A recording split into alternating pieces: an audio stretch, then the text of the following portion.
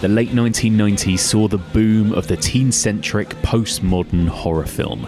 These were frothy, glossy movies about pop culture savvy characters, always played by the hottest teen stars plucked from television shows like Party of Five, and the films were always accompanied by the coolest contemporary soundtracks.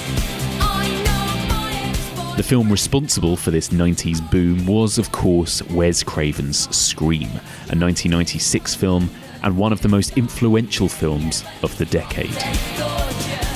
However, another teen-centric horror movie was released a few months earlier than Scream, and it starred many of the same actors and adopted many of the same stylistic elements that made this wave of horror so popular. Ours is the magic. Ours is the power. But rather than being a conventional slasher, as most of these films were, it was an occult movie about a coven of teen witches at an American Catholic high school.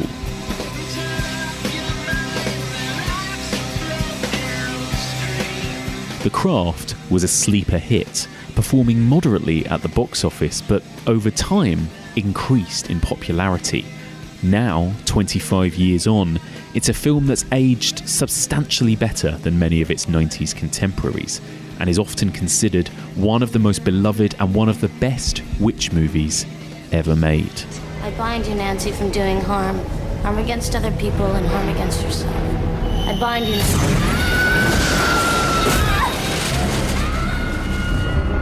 Join me as we continue exploring the evolution of the occult, and we delve back into the world of 90s teen horror.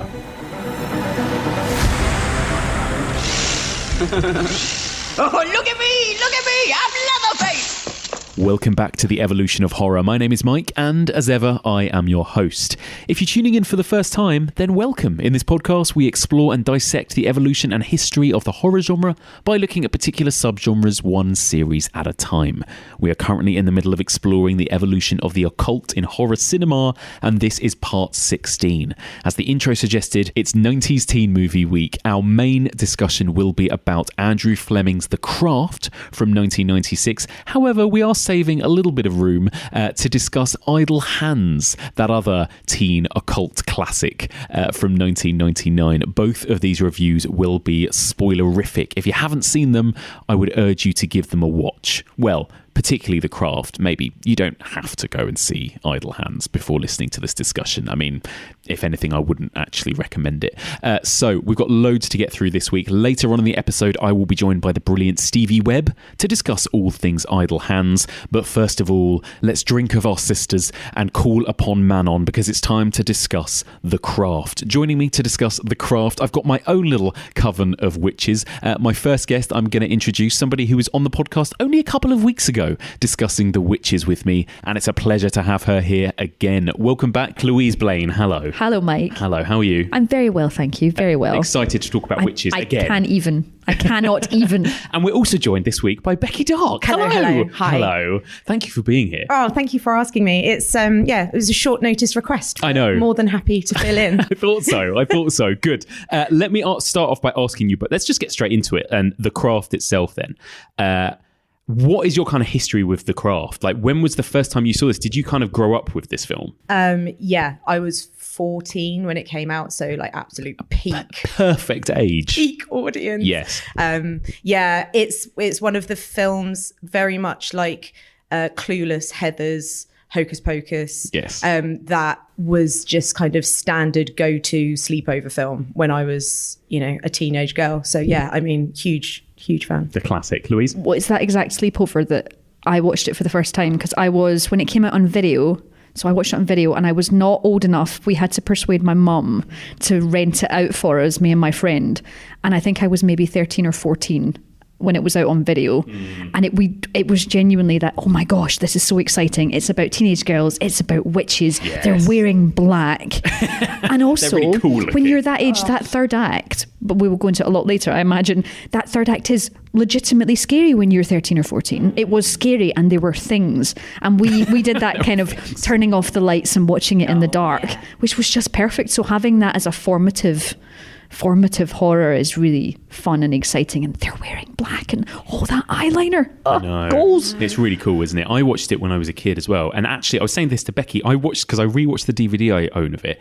You have the DVD. It's the first DVD I ever bought, and I still have it. And it's like a proper DVD from, I think, 1998 maybe I bought. And it was like, I remember it being one of the, like, my dad bought a DVD player, and I was the first of my friends to have a DVD player, and it was like a big massive chunky they were DVD. huge. It looked like a VHS player basically, and you got a free DVD with it, and it was The Craft, and that was how I first saw it. What a So, and I still have that same, and it's in like the old 90s case kind of thing. Did it have any special features on it? I don't think it did. Even the trailer. I love that that's a special feature. Hey, here's the special feature for that film you've just watched, which is a 1.5-minute version of that same thing, but enjoy. Yeah, no, I was excited by the fact that it had scene selection. It's like, oh my God, so you could just skip to the scene you want, and you don't have to Without fast forward guessing? and rewind. Yeah, You don't have to sort amazing. the tracking out. Yeah, exactly. This is the most age. This is showing all our ages. Well, I feel is like it long play or I feel short like there's play? going to be a lot of that, like 90s chat. So I thought I'll get straight into it. But I loved it as well from the beginning, and I think I watched it at a sleepover as well. And that was just a bunch of boys, but we all loved it as well, because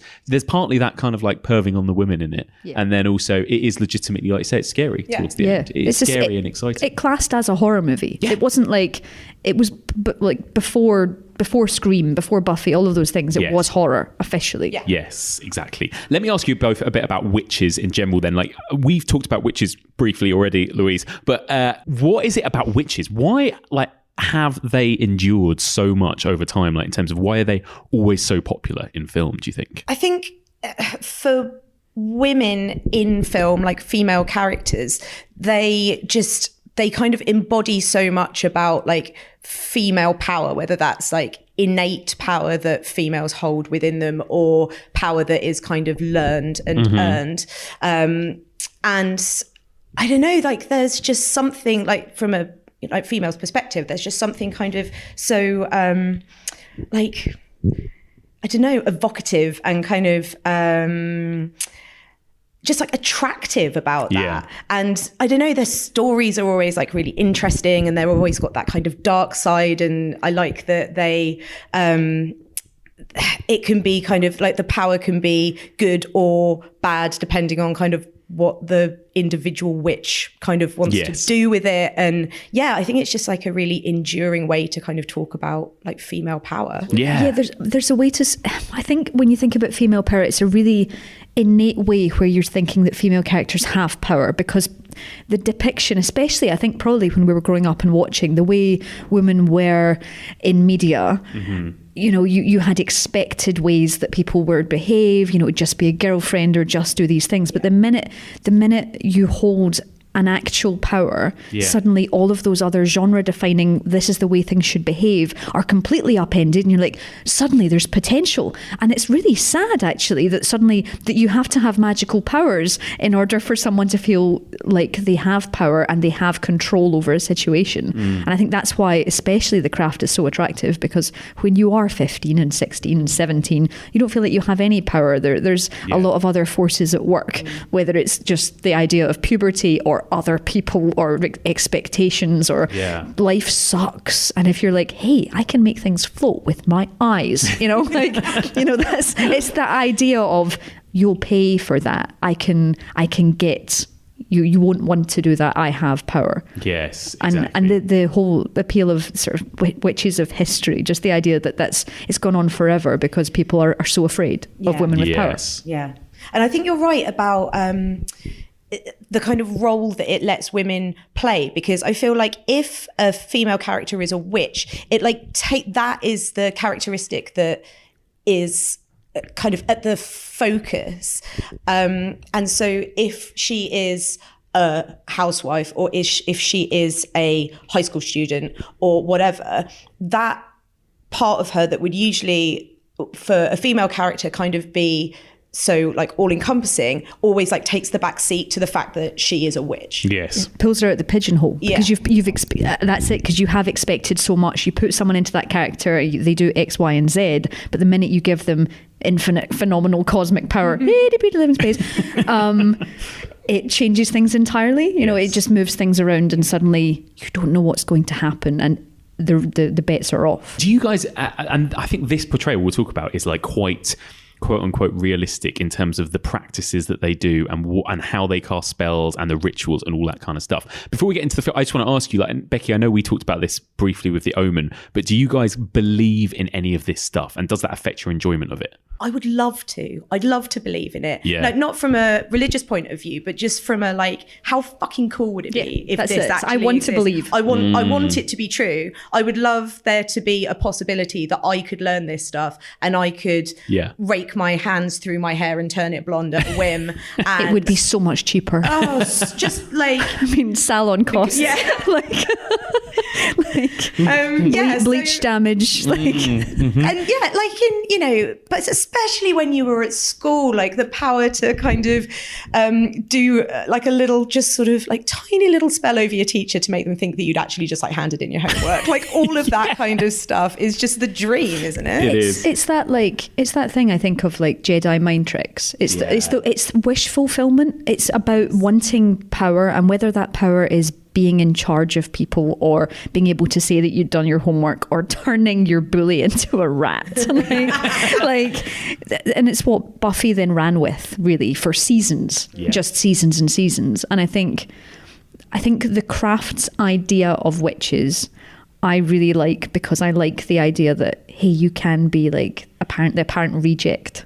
Yeah. But you can do something. But I have, sadly, zero belief. I know, it's a shame. It's really, it's terrible being a cynic, really. I know. It's really disappointing. It's like, well, that's not real, is it? Okay. Yeah. But you don't find that like...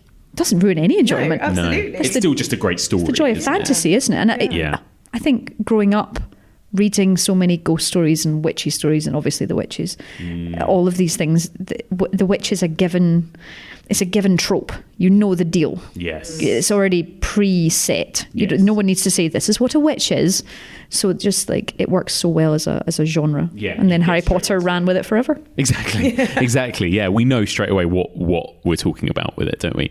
What about like, and before we get into the film itself, let me ask you about like this period. We're in the mid-90s here, peak 90s. It was 1996 the film came out. I think this is just before Scream. So it was just before that kind of big boom of that kind of teen slasher horror. And by this point, all of the kind of big 80s franchises and everything had kind of come to an end. So I just want, before we get into the film itself, like, whereabouts were we in terms of these types of movies at this point, would you say? We still hadn't had... Because we hadn't had Scream and we hadn't had Buffy, I was reading a bit about The Craft, and they were basically saying that it was really difficult for them to cast it because they had a whole pile of guys that they could have cast in something like this. But when it came to young women who they could cast, they didn't have a pool yet. You know, right now, if they said, hey, I want to make The Craft, and they are going to make The Craft, they would go, oh, we can have this actress and this one, and she's good. But they didn't have that. So they kind of... While they were creating how our teen movies would look until 2000, it was kind of still a bit of a blank slate in terms of, I think they auditioned Alicia Silverstone, or they wanted Angelina Jolie, but they lost her for something. So and they wanted, Scarlett Johansson was 12, and they were like, can we have her? So there was all these weird, before we got to the stage that we were at. Yeah. So it was the kind of the birth of proper 90s movies as we knew them, really. Yeah, I would say so. Because I guess this came off the back of Clueless, right? So that was like, Clueless was 95. They stole Breckin-Meyer from Clueless as well. Oh, yeah. I love his face. Yeah. And Alicia Silverstone. Breckin-Meyer is so fucking great. He's craft. He's great in everything. He is. He's so great in this film. He's so quotable. I'm going to cry. You're going to cry, and then we're all going to cry. He's so good. He's so good. I thought it was Satan. He just pops up in so much stuff like that, doesn't he? Always quite like minor roles as well. He still kind of looks the same. Yeah. Because I immediately was like, what does Breckin-Meyer look like? Suddenly became the sort of trap for those SEO bait things, but I really wanted to know. Yeah. It's like he's still just... His face looks exactly the same. His hair's just slightly shorter. And turns out he's got older. Who knew? To the other kids at St. Bernard Academy, they were the girls who didn't belong. Whatever you do, stay away from them. Why? They're witches. But after years of being on the outside... Why'd you lie about me? I don't want to go out with you again. Please, stop begging. It's pathetic. 4 girls are about to discover the dark side. You ever heard of invoking the spirit? Black magic. We can make things happen. I mean, this is it. This is real.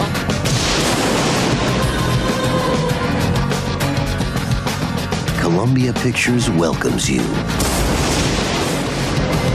the witching hour.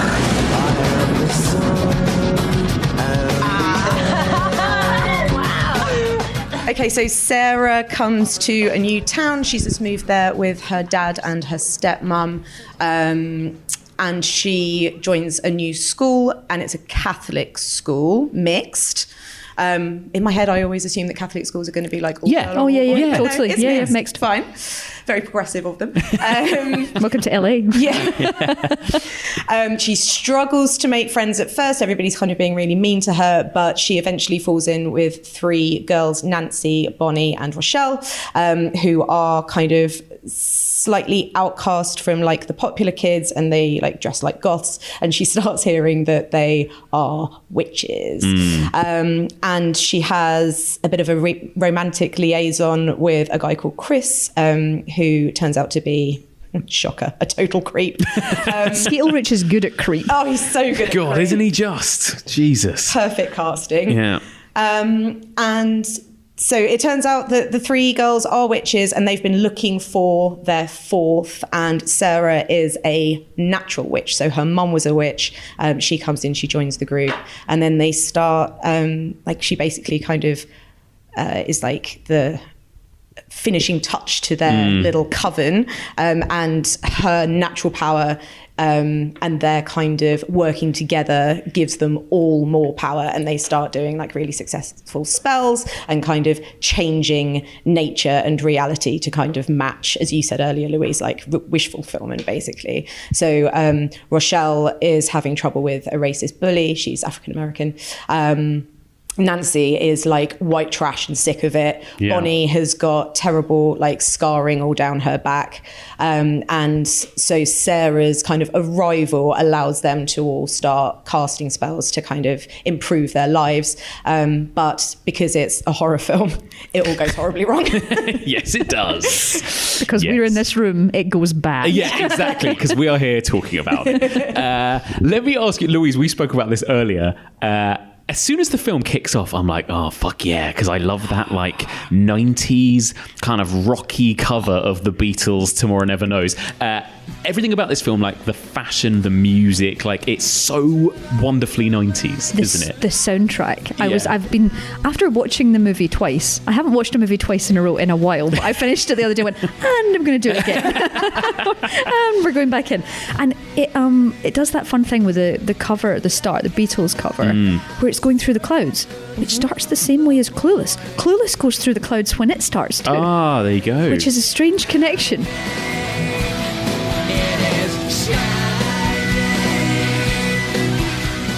The whole soundtrack is amazing. The whole soundtrack is literally that emotional kind of kicker. Everywhere they can put some moody guitar in, they put some moody guitar in. God, it's good. Becky, you do a whole podcast in which you talk about 90s nostalgia with Point Horror Books, and you talk about music of the time, films of the time. How 90s, how much of that kind of 90s bingo does this movie tick? Because it feels like it really hits those beats, right? Yeah, I mean, the 90s clothing, you've already touched on that. Like, there are so many chokers and like over the knee socks. The guys in the baggy trousers, the guys are wearing as much baggy stuff as possible. It's like you just know that if they stood in a specific position, that there would be a point where none of their leg touched their trousers. They could just hover in the middle. They just flow. Just be like, nothing of this is touching me except my shoulders. That's it. To hide the fact that they've got such like little skinny white bodies in those. Yeah, so true. And the kind like the little barrettes in their hair. So Rochelle at the beginning is wearing like a tiny little plastic barrette that looks like it's come out of a Christmas cracker. Like we all used to wear like plastic jewelry all the time. And it's just everything. It's as 90s as it gets, and it really like hits me in that nostalgia sense. Were you a fan of the soundtrack as well? Yeah, big time. It's pretty good, right? Yeah, and like. There are so many good kind of moody covers of stuff. Like the Smiths are covered in it. Yeah.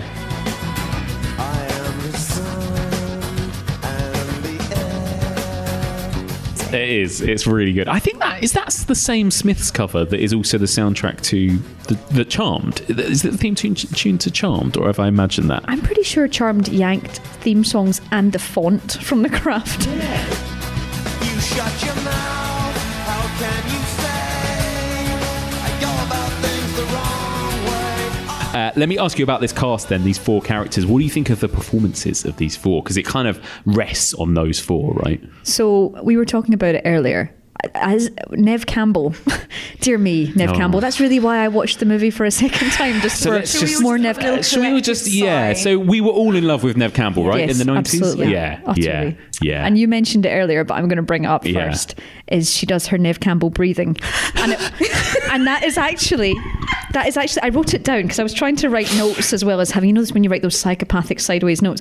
And one of them was the Neve Campbell breathing becomes a plot point because the pencil that is balancing and spinning on the desk, she's watching it from like 3 tables over. And apparently Sarah hears her go, I know, it's so loud and distracting that ruins her spell. So good. But yeah, I love her. I love her so much. She does it later also when she's back at the doctor's and she's getting like the results of her magic scar removal. She looks at the screen. She's like... And you realise how much she does that in everything she's in. All the Scream films. The entire breathing. Scream, quadrilogy. It's all the way through. It's so good. She was amazing, wasn't she? But yes, back to performances. She's excellent. The thing is, like, watching it again, everyone is excellent, but I do notice that by the third act, maybe Robin Tunney isn't quite as perfect as I once thought she was. She's number 4 of 4, isn't she? Yeah, I would say she's the weak link. And maybe her character maybe isn't as much fun. Like, she doesn't maybe get to have as much fun as the other 3, but her wig is spot on, because I didn't realise she had a wig because she'd shaved her head for Empire Records. Yes. So she didn't have any hair when she was making this, and that's always a wig. I did. That was my favourite trivia that I read, because she'd shaved her head, so it was always fake. But they didn't find a way to use that to their advantage for the glamour when she turns her hair blonde, which is the worst bit of CGI I've ever seen in my life. I don't know, the snakes for fingers are pretty bad. The snakes for fingers a bit later, I was like, oh. But when she turns her hair blonde, they all go, oh my God, it looks amazing. Does it? Does it? Doesn't really look great, guys. I think the eye change was Although better. the shaking of the head to make it disappear is kind of okay. The hand bit, not so much, but the shaking. I think Fruza Balk, though, is the standout, isn't she? I mean, I feel like she was the one that everybody talked about after The Craft. Yes. It's her film. Yeah. 100%. Yeah. I mean, I'd never heard of her. I don't know whether she'd had much of a sort of... I don't think whether she was like a child actress or anything, but as far as I'm aware, all 4 of these were fairly... I think Neve Campbell had been in Party of 5, but other than that, they were all fairly unknown at this point. But it was like, you'd never heard of her, and then all of a sudden it was like, yeah, but fucking Veruza, right? Like, she's just... Because she's not classic Hollywood beauty. Her mouth's a bit too big, and I don't know, like she's got interesting features which you don't usually see in sort of Hollywood ingenue. So she's got that kind of like slight sort of kookiness, edginess to her. Her movement, there's something about her movement as well, especially in the third act when she's walking along a corridor and she's got that knife and she's scraping the knife along a corridor, and she's doing it in that wonderful villainous way, but it never feels like it's not Nancy. It feels like Nancy always had that in her. She was always had that intensity, and the fact that she could deliver that intensity even when she was being their friend or being friendly, like, because there's actually a really touching moment where she's sort of Bonnie's like, take my scars, and Fruza Balk's face behind, and she's clearly really like emotional, and she can't look at her anymore because she's so like, her eyes are full of tears and she looks away, and it's just this tiny moment, but you're like, this friendship is so intense between these four girls that she's managed, so she evolves it in a way that none of the others do. You're absolutely right, she doesn't have that classic Hollywood look. Even her complexion at points, you're like, I know. wow, you're someone that looks like what Clearasil would say was a before image. Yeah. She actually looks like a teenager. You actually look like Yeah. you're in school and wearing really white makeup. You look like that person that everyone knew. Yeah. And that performance is so driven for that. Oh, God. She's amazing. She's almost so striking looking. I wonder if that became a problem for her later on in her career, because she's so much that character, it feels like. And also that character. Like I almost can't separate her from that character as well. She just is Nancy and will probably always be. It feels like now even I was saying to you earlier, like there was a film at Fright Fest a couple of years ago that had Fairuza Balk in it. I can't remember, Becky, do you remember we saw it? I can't remember what it was called. It was like a home invasion. Hell is where the home is. Hell is where the home is. But I think so many people were like, oh, this film's got Nancy from The Craft in it. Let's go see it. It's like she'll always be Nancy from The Craft, you know? I think the only other thing that I've seen her in that springs to mind is she's in American History X. Yes, as a terrifying white supremacist. Yeah. Again, she's scary. Yeah. She is scary. But you know, she just kind of, like, she's got like a candle making business now. Yes. Yeah. Well, she bought the magic shop that they shot The Craft in LA. Fuck off. No way. Because they hired her because she had like kind of Wiccan ways, and she bought the magic shop, like Buffy style, and then the people who she hired to run it then bought it from her in 2001. But for like 5 years or something, she got kind of into it and owned this magic shop. So like she did the whole LA thing, and I think that's the thing as well. Like you feel LA through it.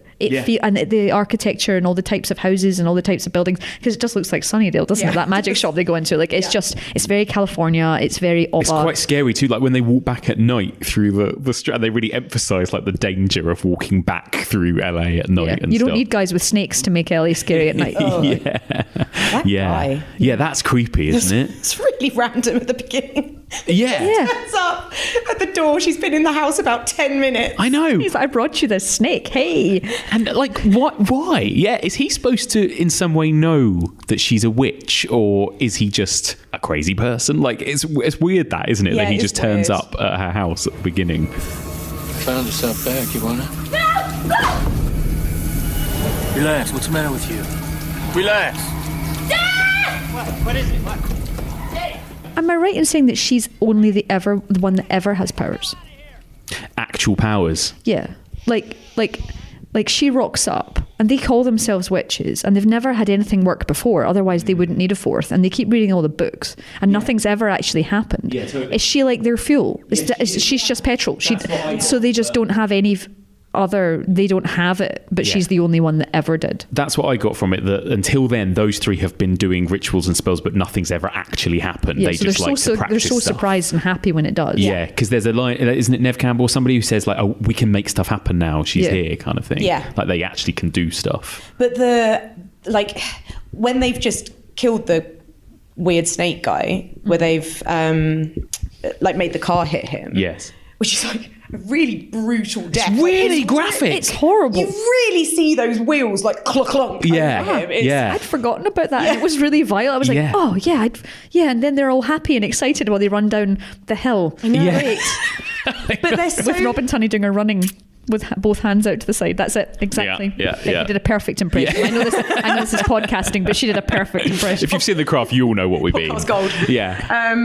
But you're right, they are so happy and joyous, but it's because I think Bonnie says it, she's like, we can make stuff happen now. And that for me feels like such a moment of these four girls coming together. And as soon as you as teenage girls, as soon as you kind of pool your power, you've actually got something that you can you're stronger as a group kind of thing. You can make changes to the world. And this film, that's what this is about. It's about these four girls that come together and then they can make stuff happen. And the joy that brings them. Is anybody back there? No. It hit him. The car hit him and we made it happen. Oh, maybe not. Definitely. I thought to myself, it's gonna hit him. I thought it too. Well, I thought it too, but Sarah, did you think it? Yeah. Well, then that's it, you guys. Sarah's the fourth. North, south, east, and west. We can make things happen. I mean, this is it. This is real. Shit. But it's almost like the idea of that is you maybe wouldn't even need like the witchcraft. I think that's the Yes. like you wouldn't, because the clique arrives together and becomes all powerful, and powerful makes each other feel powerful, and that's why it gets to the point where they're in the car and she's like, we shouldn't be doing this, and I'm like, no, we should, and then like everyone's following Nancy, so it's that kind of like, well, you're friends with her. It's like, it is a high school drama with just added bite, really, like, because it is. It's kind of like a sort of Mean Girls type story almost, isn't it? Girls can be mean because that's what's so sad about it almost, because they are so happy when they get together, and there is that empowering togetherness. Which is why it's all the more. Well, she says, doesn't she? She's like, I disagreed with them once, and now they've turned their backs on me. Yeah. It's terrifying. It's horrible. Yeah. Nancy as a character, like, do you think obviously in the second half of the film she does become the villain, as I suppose, in a way, doesn't she? Like, it kind of ends with her sort of trying to kill them and ending up in a sort of mental institution. So, but she, like you said at the beginning, she's kind of like there for them a bit. There's that moment obviously when Sarah has that horrific scene with Skeet Ulrich when he basically tries to rape her, and then Nancy is like right and goes over and just like sorts him. There's something of her that wants to kind of do good or stand by her friends at the same time, at least in the earlier part of the film, isn't there? I like her initially because she is that attractive bully almost. Right, yeah. She's powerful. She's already, even if she's meant to be kind of the one that's not like the one that's accepted, she's cool. So even when you get asked to go shopping with her, you'd want to, and she like slings her arm around Sarah and she's like, come on, let's do this. And you feel that togetherness and attractiveness of it. It's not necessarily a healthy relationship, and you, even at the time, you probably know it's not. You're like, this person's cool, but I probably shouldn't tell them my secrets. And it's that she is a villain. I think she feels dangerous right from the start. She does. Attractive, dangerous. Yeah, exactly. And there's the bit after it's after Bonnie comes back and she like walks into the classroom, and she's obviously like, her scars have gone and everybody's like jaws on the floor because she looks so incredible. And then they're all sat on the green outside, and Sarah and Rochelle and Bonnie are saying to Sarah, like, you did this, you did this. Like, Chris is completely head over heels in love with you. Like, Laura Lizzie is completely distraught, and Bonnie's scars are gone. This is amazing. And Nancy is like in the background. She's not part of the conversation. She's like sitting on a bench on her own.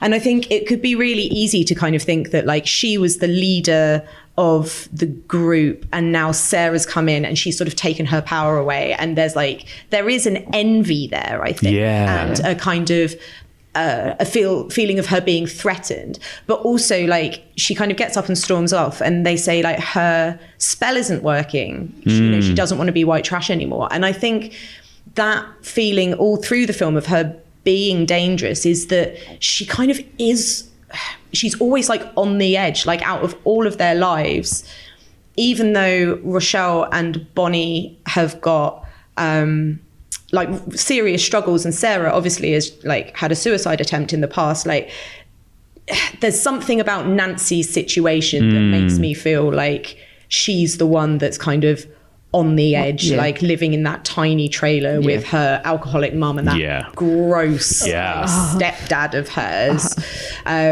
which is obviously like a really threatening environment. I don't think she feels safe at any point, and then that just kind of rolls off of her. It's she's that scene, the first couple of scenes where you see her home life, it's kind of like a complete surprise, because you do go from a nice teen movie to that kind of, especially in that bit. So it is a bit of a shock to the system where you're like, okay, so we're there's that kind of like almost montage, that sort of 1, 2, 3 hit where you see all of them go home, and Nancy has to go home to that. Bonnie has to go and get her scars, treated, and she screams in pain.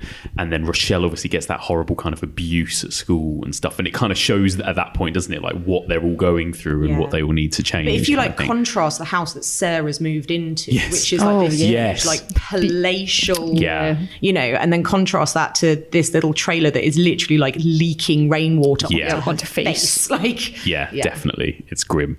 And I'd noticed the same thing as you, Becky. Like when you said she, like how separate Nancy is from the group, and a lot of shots they deliberately like kind of put her away from. And I think there's this idea that maybe she's more selfish, like she's doing a lot more for herself. Like she just wants all the power of men on. Exactly. Like there's that idea that like I wonder if basically she's just she just needs the other three to get what she wants, essentially, it feels like, from beginning to end. And like there's these little details, like that moment when they're all chanting on the beach and they all go, hail to the blah blah blah watchtower or whatever it is, and she says, hear me, and they're like, us, and she's like, hear us. And there's like these constant little reminders that she's basically just doing all this for herself. Hail to the guardians of the watchtowers of the east, powers of air and invention, hear me. Us. Hear us. Hail to the guardian. And she's the one they wake up and she's just having a wander across the waves. Yeah. Chill. She's just Jesusing things right up. She's just having it. Do you feel that? It's like, what? No, you do. You've just walked across water. Sure. That is a creepy image, isn't it? I love all of those bits. And then like all the like sharks and dolphins. Yeah. Washed up. The gifts. They're gifts, right? Sure. I'd love that gift. And I don't love that gift. Just the basis of my favourite GIF of all time, which is just her there knelt down with her hand on the shark, and it just says, "These are my gifts." Which that's amazing. So good. Oh god, that is the turning point, though, isn't it? When you're like, oh, she's not okay. This isn't going to end She's well. not okay, is she? Yeah. And then like in the next, then they're in the car, and Sarah's starting to voice some sort of reservations, let's say. And then she gets that horrible scene with Chris, and then the next time we see Nancy, she's gone like full Nancy. So her hair is like massive, and her makeup is even more intense. She's got even more like spiky chokers on. Yeah, she's wearing this black dress that's like she's like Ursula or something. Boots. Although I will say, when I saw her boots, I was like, I have those boots. This will be why I have a pair of All Saints boots that look exactly like that. And I totally didn't realize they were Nancy, but that's totally why I now own them. Yeah. Like I was just like, yeah, the boots are great. But yeah, also the jewelry stuff, like they do a lot of over the shoulder shots where you see all like the fastenings and stuff of it, which almost felt like they could have gone higher with those shots just to have the head, but they went in with the fashion. They wanted you to see the PVC and everything to be like, I don't know, it was very involved with the fashion. The closeness of the camera wasn't necessarily about not seeing what was around it, and so much of seeing what everyone was wearing and on everyone. There was something quite intense about that. I felt like they went in on this is how you goth up being a witch. This is how you got to wear these really uncomfortable like chokers. Right, teenage girls, you need a tutorial on how to dress like a witch. Here it is. Here's your cosplay We're all tutorial. there just like Close watching up. our VHS, making notes. They've made it easy to pause. This is great. Good. Scene selection, quick. It is. Fangled thing. It's a really interesting mix of I was thinking about how much of a horror film it is, and it does definitely go full-blown horror at the end. But there are moments, aren't there? Like you said, the brutal getting run over moment. Also, the wrist cutting is really like quite graphic, and you think, God, I don't know how many now teen movies they would put that in. Her memory, especially the glass smashing and the blood. Yeah, like that was a really. Although it's all hazy and a bit strange, that's grim. That's immediately grim. And they kind of, it doesn't really, but also you could imagine now a lot of people would worry that it's making that look all quite cool as well. There's that conversation that they were like, oh, you even did it the right way and stuff. And there was the joke of like, how do you know the right way? Yeah. Nancy's like punk rock. Like, it is. It's definitely kind of, but I think also, they're teenagers and they. Yeah. That's what teenagers talk like. Yeah. And Nancy says later on, she's like, look, like she says to Sarah, she's like, it's fun, it's scary. Yeah. Like that is what they're getting the kick out of, is this kind of glimpse into like suicide and black magic and stuff. Yeah. Like, that's what teenagers like. Yeah. We certainly weren't questioning that when we watched it. That was not what we weren't watching it going, oh, that's quite we were like, and when you're 15 and you're watching that, you're like, these are real things and you're also going through all that angst and all that self-reflection that you have never really done since, because you spent all that time on your own without social media, which I guess is a good thing. Yes. But at the same time, not like, you're right, this is what teenagers are. They're finding it cool. Therefore, we found it cool. And now we're going, wasn't cool. But I think that's how old people are. But being a teenager is that transition, isn't it, from being a child, from when you're so protected from a lot of stuff, and all of your kind of focus is just like on like what the new toy is, and like how long can I play for, and is it nap time, and can I have a biscuit? And then it's you start to age and you go through puberty, and you start to be exposed to the darker side of life, whether that's through like media or like friends or just kind of life like coming and kicking you in the arse, and that is when you start to kind of like explore it and start to make decisions, I guess, on how much of like the darker side of things you want to kind of embrace, I guess. So like as horror fans, we were like, we'll have all of it, please. Yes, all in. Yes, all of it. And we will only wear black from here on out. Is there any colour in this room? I was just looking, we're all wearing black right now. There you go. There you go. Guys, 50 Shades of Grey is just our clothes horses. The only red in this room is the beer cans of so proud what of we're us. drinking. That's amazing. I'm going to have to take a photo later. I agree. What about, let's talk briefly about Skeet Ulrich then as Chris. Terrifying. He's terrifying as Billy Loomis, and he's even, in some ways, even more vile as this character of Chris, right? I guess maybe he's more vile, but actually you see him. You see how nasty he is. Yeah. And in the second playthrough, I don't play games for a living. The second time I was watching it, you really see when he's out with her on that rooftop and they're having sweet chat and he's like, oh, it's good for kissing and all this stuff. And when they leave the other couple, he gets this look, this really like business-like, right, okay, so what's next? Now's the time I get to ask her to go. And he doesn't even hide it. At least Billy Loomis was sweet and hid it until he had to. Even when he always has psychopath eyes, though. It's That's like true. Fairuza Balk. Like these people, their faces, like it's like you can't cast them as anything else. Some of these people, I think he's creepy looking from the get go, isn't he? Yeah, he's like.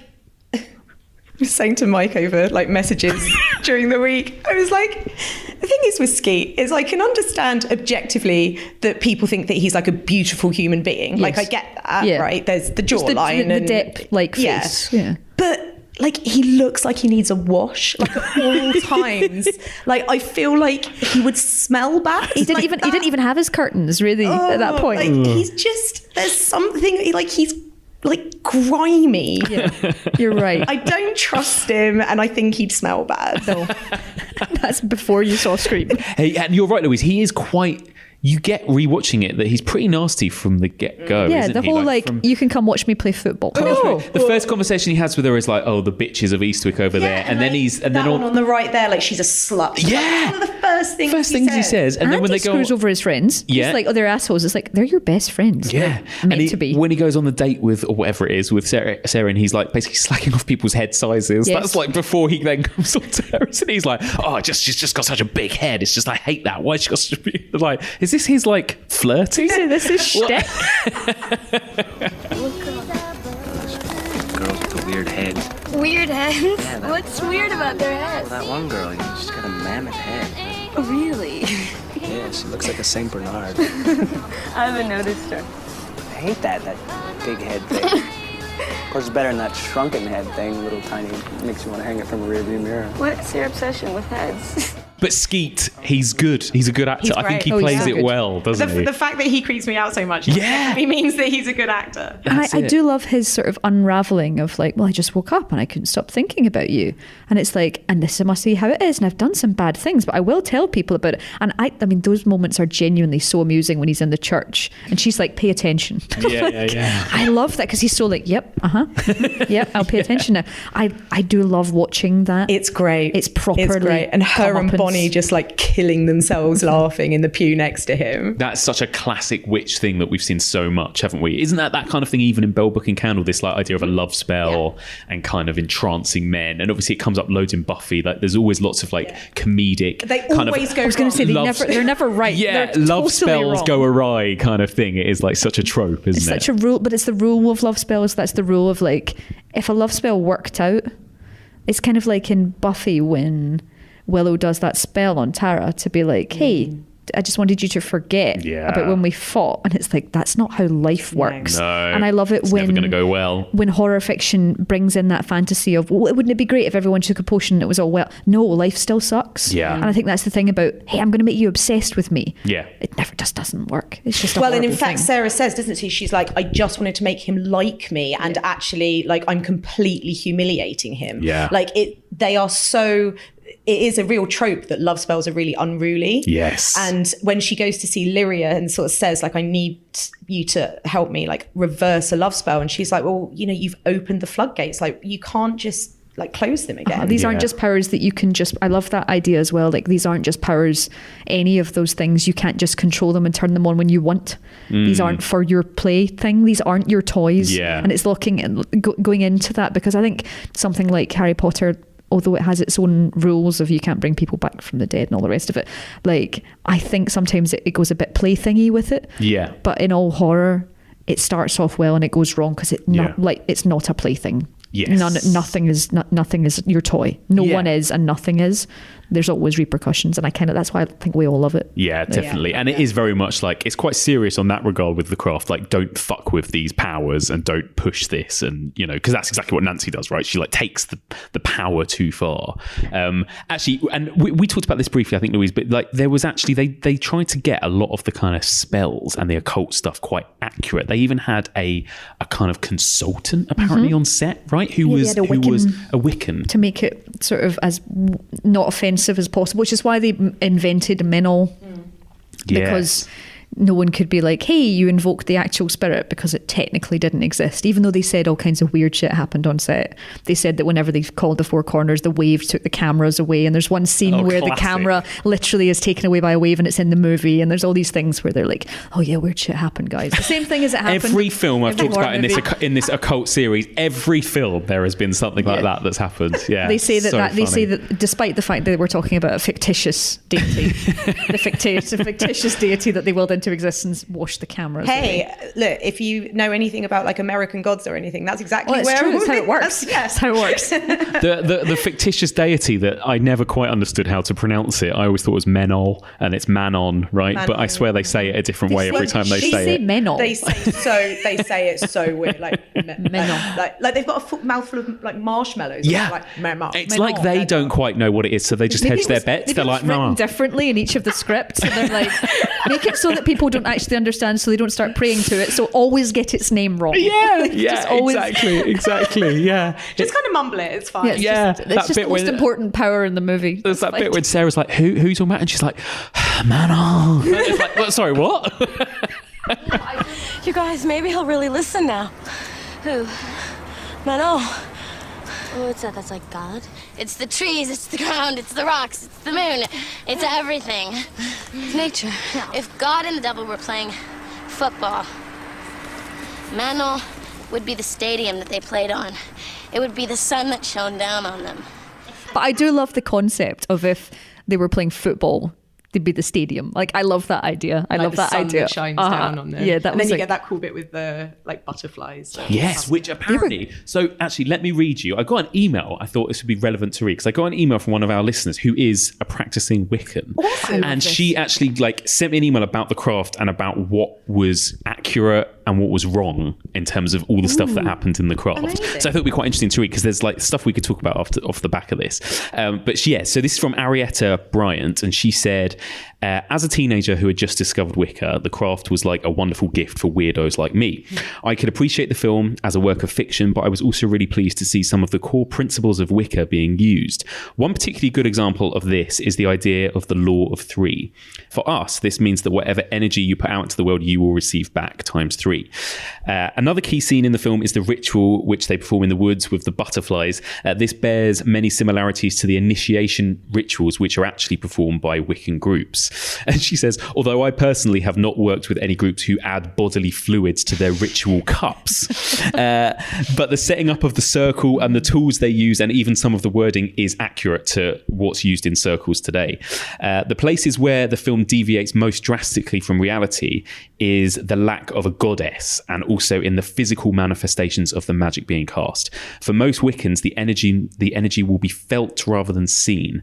Obviously, this doesn't work as well for a movie. The filmmakers used a Wiccan consultant by the name of Pat Devin, and she was instrumental in keeping the film on this tightrope between reality and fantasy. It was Pat who fought for the deity in the film Manon to be hermaphroditic and therefore encompassing both male and female energies, but ultimately the male pronouns persisted and the feminine aspects were dropped. Most of the film's magical elements have at least a basis in reality, which I think is why they look authentic. Whilst we can't change our hair or eye colour with a spell, the concept of a glamour is real, but works by changing your energy field or aura to give off a certain vibe or essence. Nancy's character, of course, uses her magic irresponsibly and people get harmed. This goes against another major Wiccan tenet. And it harm none, do what you will. And of course, we see Nancy get her punishment at the end when she's in hospital. So that was from Arietta. Arietta has been practicing Wiccan since 1995. In 2000, she set up a local open circle for other pagans of all paths to meet and celebrate together. And in 2002, she trained as a celebrant, later setting up Tiger Moon Creations as a way to offer people alternatives to traditional ceremonies. So she does everything from baby naming to funerals. And she's written a book. She's written a book of pagan rituals called Circles of Scared Laughter, which is available on Amazon. And you can also find her on Facebook and Twitter and Instagram, and we'll list all of her details in the show notes. So yeah, I just thought that was really interesting, like how much of it is based on real stuff. And that, like you said, that idea of them having to make up this Manon, but because of that, it changing from being a female deity to a male one. Yeah, it is interesting that like there's so much kind of female like power and sisterhood. Yeah. But yeah, Manon is like they're like I can feel him in me and all this. And it's like, I think there's a few places that we can look. I mean, it was made by men. Mm-hmm. It was written by men. Yeah. And I was surprised when I found out that it was two male screenwriters. It doesn't feel like that. It doesn't feel like that. And I think Jews to them and the fact it really doesn't, and it feels really off the cuff and amazing. And I love the fact that it's all but the idea of changing the god to a male is almost like there's a few things, obviously we were talking about it a little bit earlier in the craft in terms of it is of its time for many reasons, in the fact that it is men directing, it is men writing, and also the way that Rochelle's dealt with and the way that the actress has talked about the way that she was treated after the creation of the movie. And I think like for all of its, I think we recognise a lot of things that we would question now. Yeah, some of it's I think that element has dated a bit, hasn't it? Yeah. Rochelle feels more and more, I suppose, the more you look at it. I mean, it's a great performance by Rachel True, and she's quite an interesting, I think Rachel True brings something to that character. She is actually one of the most likeable of the four, I would say. She's one of my favourites, but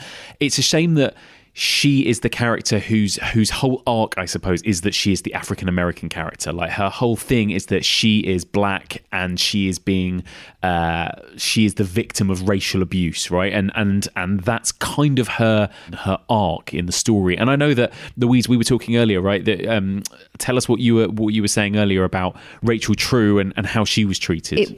So we were talking about it earlier, and the fact that we saw all the rest of the characters' home lives. And we didn't see hers, but it wasn't that they didn't shoot hers, they just didn't put it in the movie, so they cut it out because she was meant to have these super demanding parents that wanted her to be amazing. And the actress basically said why does everyone else get parents and I don't get parents? But she was like, well, this is great because it was a big deal for me to be in this movie at all. But even the year after that, the other three girls went to the MTV Movie Awards and she didn't get to go. And apparently there was a junket that she wasn't initially invited to, and they were like, one of the other actresses was like, no, we should really bring her. So I mean, it's ridiculous because there's so much afore. It's crazy that was the case. But it persists as well. Yeah. Firstly, she's amazing. She's so good. In this film. She shines as an actress, I think, over some of the others. And she was one of the first people they cast as well. She was one of the first girls they cast. They were like, we really want her. She's incredible. And, I know you said that she's kind of the black character, and I know what you mean by that, but she's actually, and I think this probably is the way that that Rachel True plays it, is she is she feels like a full character. She is. She is a full character. True. That's true. She feels. Yeah, I guess I don't mean so much her character the way she's written, but it's more just her story beats and what she has to overcome. Yeah. But you're right. She's not like a token character in the way she's performed or the way she's written. No. Yeah. But the issues, Louise, that you talk about like the junkets and, you know, the award ceremonies and stuff, like they persist. If you follow Rachel True on Twitter, she's always having to call out the fact that cons and stuff, the other three actresses are invited along for like panel talks and stuff, and Rachel True isn't being invited. That's insane. That is bonkers. The craft is on a streaming service, and you go onto like the thumbnail page, it will be like the craft directed by, you know, 96, and then starring Nev Campbell, Fairuza Balk, and Robin Tully. Fuck. And like no Rachel True. And so she's having to like reach out to streaming services and be like, could you put me on the cast list, Amazon, please? could you put me here? Because I'm one of these. It's so insane because they're so... The whole point is that that's the four of them. Yeah. Like, and also the fact that her whole... like the issue and the spells that she casts are around racism. Yeah. And like, how ironic is it that then she's still in like 2020 having to fucking battle this shit? Yeah, that is bullshit. And it is, like you say, you know, and I've heard her talk about how even though all of those problems, she was still very grateful for a role like this in a film like this. Yeah, she kept telling herself that it was just like, well, this I'm lucky to not just be saying two words. I'm lucky to and do also this. as a African American in a horror film, to not be dead within the first 10 minutes. Totally. Actually, she's on that brilliant documentary, Becky. I know we've both watched Horror Noir about kind of African American representation in horror and stuff. And she's interviewed in that, isn't she? And she talked about how there are so many films where she literally has like the line like, "Are you okay?" like as the best friend, and there's even like a little montage of clips of her saying it in different films. And then they gift it afterwards because it's so great. Her sitting like on the seat being interviewed and her like showing all the different ways that she said like, "Are you okay? Yeah. Are you okay? Are you okay?" Like, that's all she got to say is like the sidekick or the best friend. Yeah, but she's really good in the craft. I think she's stronger than Robin Tunney personally. You know, yes. But yeah, and also the arc for her character as well. Like, that of all the spells, that particular one, it's such a good revenge because she's so awful. That bit when her scalp the bully girl's scalp starts to show in the swimming pool. Like the Carrie moment. It's in the so showers. It's so satisfying and so gross as well. It's great. What's her name? She's married to Ben Stiller, isn't she? Christine Taylor. I also did you guys ever try when you were a teenager, light as a feather, stiff as a board? Of course. Yep, that's how it works. Yeah, okay, fine. That's how being a teenager works. It works though, doesn't it? Which is weird and scary. It does, doesn't it? They don't float in the air afterwards. It does work. There is an element of working. Yeah, that is great. That was it feels like a very accurate representation of like a teenage sleepover there, that whole sequence, doesn't it? And the mums stay out. Are you getting high in there? Like, I love that. I love that. That's amazing. Oh, my butt. What's going on in here? Nothing. Why? Are you girls getting high? No, Mom. Are you okay? You gotta try it. They all feel very natural together, don't they? Especially at moments like that. It almost feels... That's the lovely times before it becomes a horror movie. It almost feels unscripted, those moments, like when they're lifting her and they're making little throwaway jokes about how heavy she is, and and they're like actually laugh. Like, it feels just really natural. Feels like that happened a few times, definitely. Yeah. I was like, this wasn't scripted. This is too nice. Yeah. And the bit when they go and visit Nancy's new like pad and they're just reacting to her mum.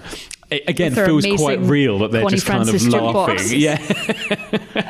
I mean, that is great. Also, the thing I do love about that is they're like, he's left them $175,000, which in LA would literally not even buy you that jukebox. No. I don't think. I was like, that's not very much money, guys. And they're like, it's amazing. I was like, yeah, that's not that much money now. I know. That scene though of her and her mum and their reaction, and then the lawyer's reaction to their reaction is just absolute gold. It's amazing. At first, like, you think the mum's crying and then she's laughing and then they're screaming and then they like look at him and he's like, yay!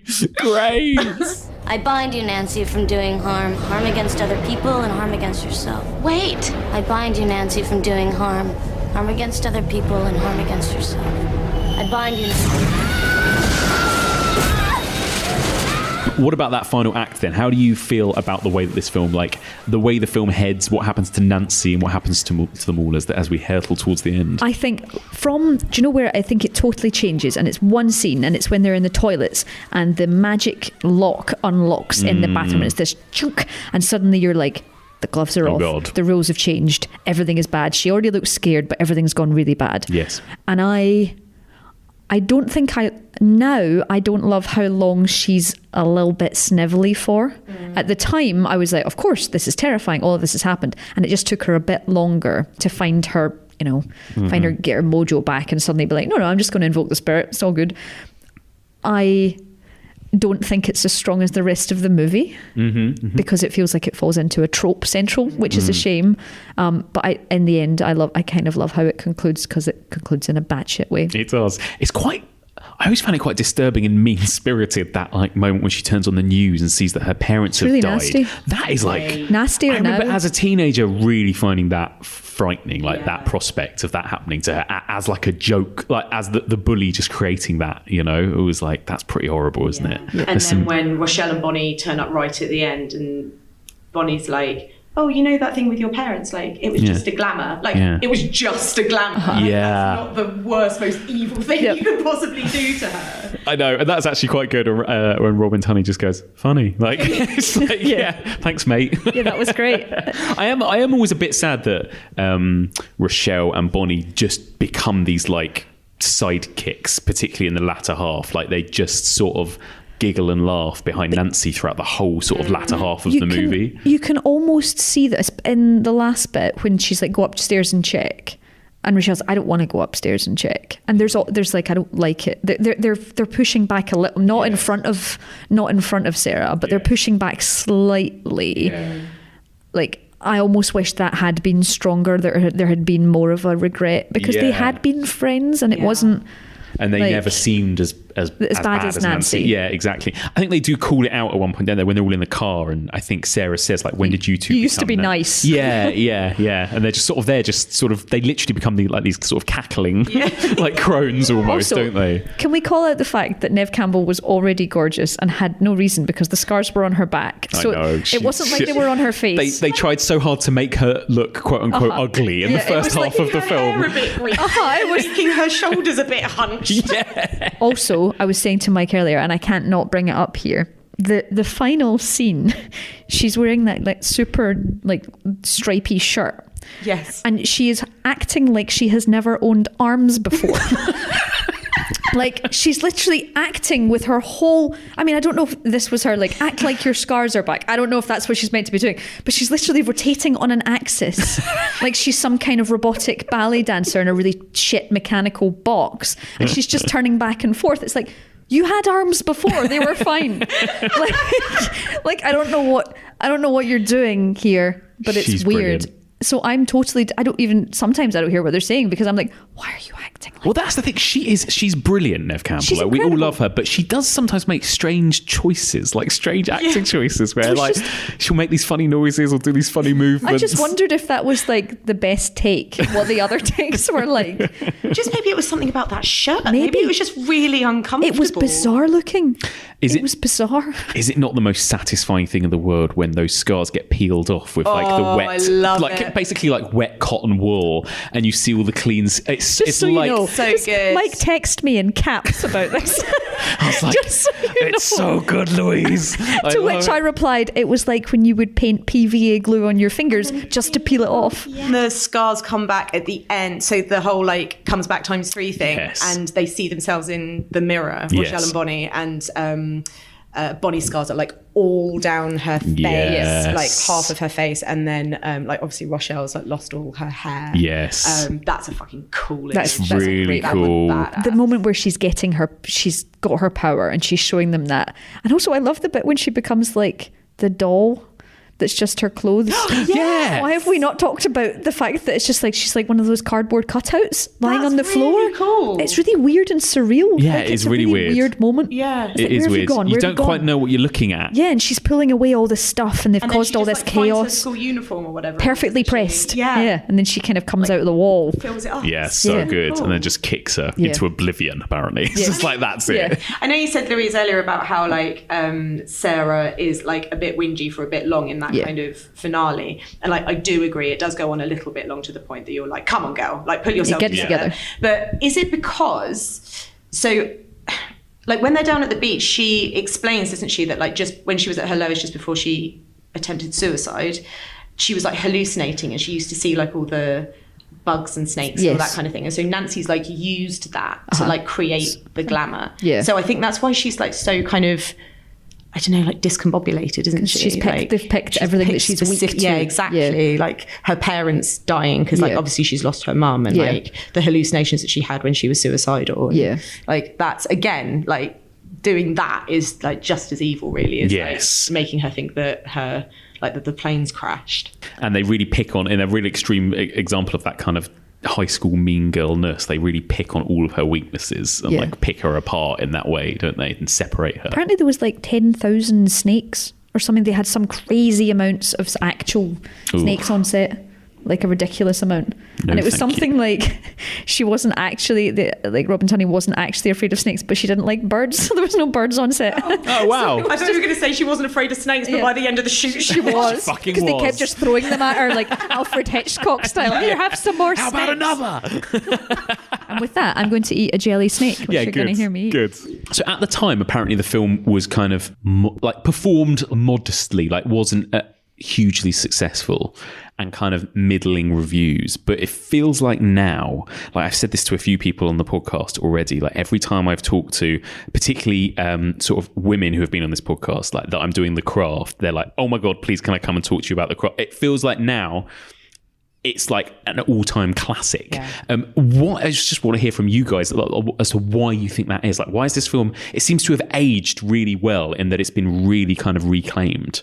I think it's that sleepover thing. I don't think this, I mean, I don't know what the cinema going audience was like in 1996, but we were all watching it in bedrooms 2 years later on VHS, and you were scene selecting it on DVD. So that audience then had to grow up and had the memories of watching that. Because I swear Hocus Pocus did something similar. Definitely. Like it wasn't picked, nobody went to the cinema to see that, but suddenly when it was on home release, people were watching it and loving it. And I think it's about getting audiences to look at things. It's the same thing that streaming fixes now. If people want to see something, they can, and if it gets put enough places.